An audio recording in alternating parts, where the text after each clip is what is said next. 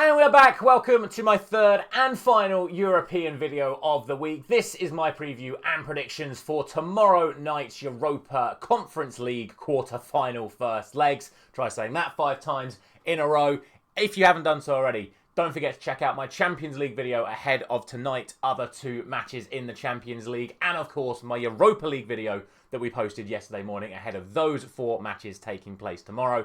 And don't forget to subscribe if you haven't done so already, so don't miss out on Friday when we will once again be talking about the Premier League and La Liga on this channel. And don't forget to drop a like on this video as well if you do enjoy all of these prediction and preview videos. As for today, we once again have 4 matches to talk about, this time in the Europa Conference League. And as you can see at the top of your screen, we are on 72 out of 140 with 7 correct scores in this competition so far. Statistically, my worst performing of the 3 European competitions, but so far I generally do think it has been the hardest to call as well. But like I said, we've got 3 matches for you today. So let's just get things started straight away with the opening match, which is the early kickoff between Legia Warsaw and Chelsea.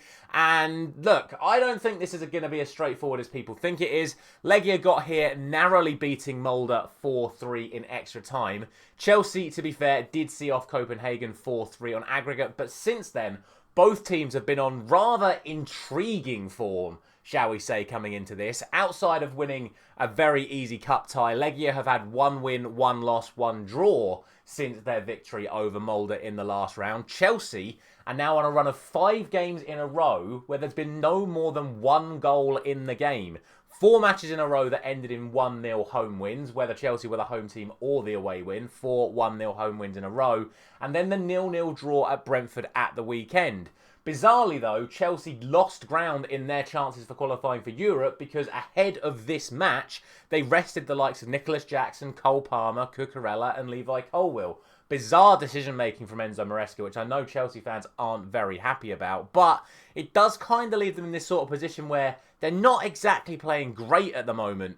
Meanwhile, Legia, like we say, they didn't rest people at the weekend. They still played their strongest side and came out on top. So they're going to have a little bit of confidence coming into this one. Neither side has actually any fresh injury concerns coming into this one, if you want to talk about the team news. But for Legia, they are going to have 2 players missing through suspension. Firstly, Zielinski picked up yellow cards in both legs against Molde. Meanwhile, Jadrzic managed to get himself sent off whilst being on the substitutes bench. He was booked during the match, got substituted off, and then towards the end of the game got sent off for a second yellow card whilst being on the bench. So both of those players are going to be suspended for Legia. Like I say, no fresh injury concerns for Chelsea, no suspensions for Chelsea.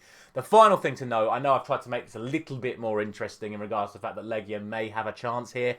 It should be noted that so far in the Europa Conference League, Chelsea have won every single match so far. Played 8, won 8, and I expect that run of form to continue. But I'd also expect their run of low-scoring games to continue. So I know a lot of people think Chelsea are going to win this one pretty comfortably, but I'm just going to go for yet another 1-0 win to Chelsea, giving them a nice lead to take back to Stamford Bridge next week. But who knows? Legia at home have done well so far in this competition. We'll see if they can produce something, but I do think it would be a surprise.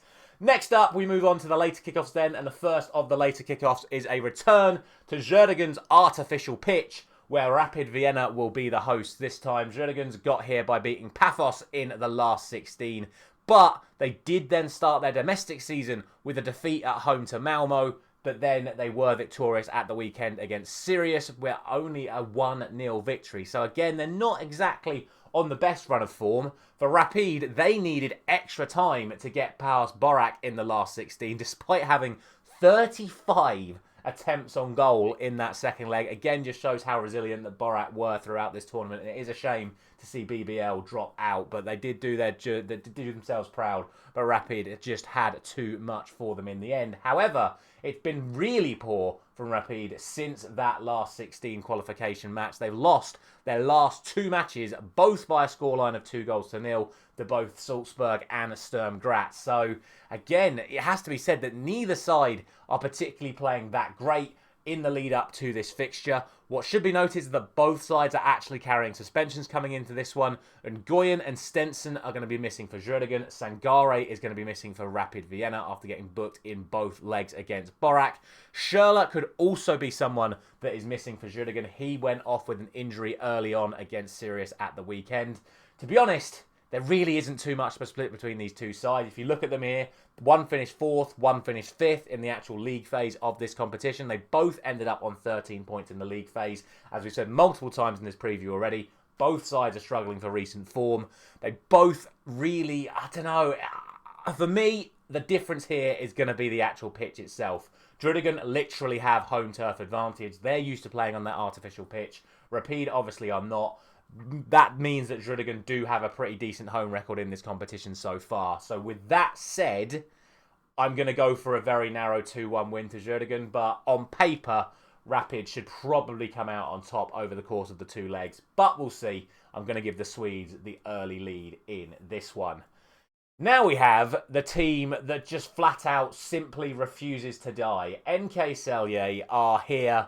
And just a reminder for those of you who don't know, they had to win their final group game. Otherwise, they wouldn't even have made the playoffs, let alone a top 8 finish, this, that and the other. They had to win their last league game to get in the playoffs. They did that by beating the New Saints. Then they had to win away in their second leg to Apoel in the playoffs. They did that.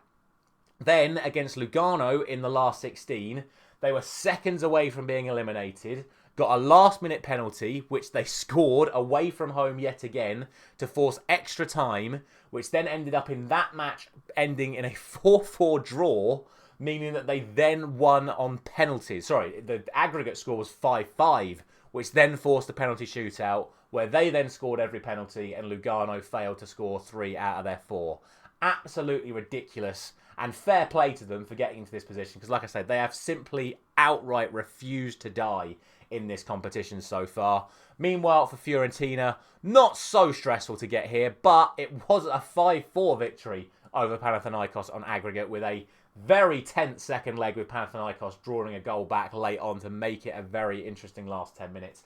But they did see them off in the end. In terms of their form since then, both sides have been playing pretty well. Celje have won 4 out of 4 after the last 16 game. Fiorentina, arguably on an even better run of form. They beat Juventus, they beat Atalanta, and then drew with AC Milan at the weekend. Just a reminder that all 3 of those sides were in the Champions League this season. So for Fiorentina to go unbeaten against those 3 sides is very impressive coming into this match. Bizarrely, for the first time so far this video, neither side has any fresh injury concerns and neither side has any suspensions. So we can just go at this game on absolute face value.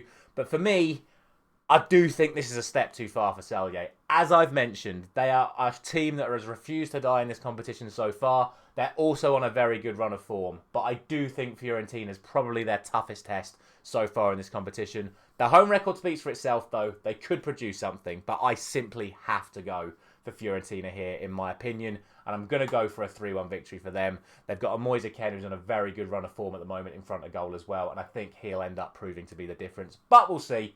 3-1 to Fiorentina. But like I say, who knows? Celje may again just refuse to die.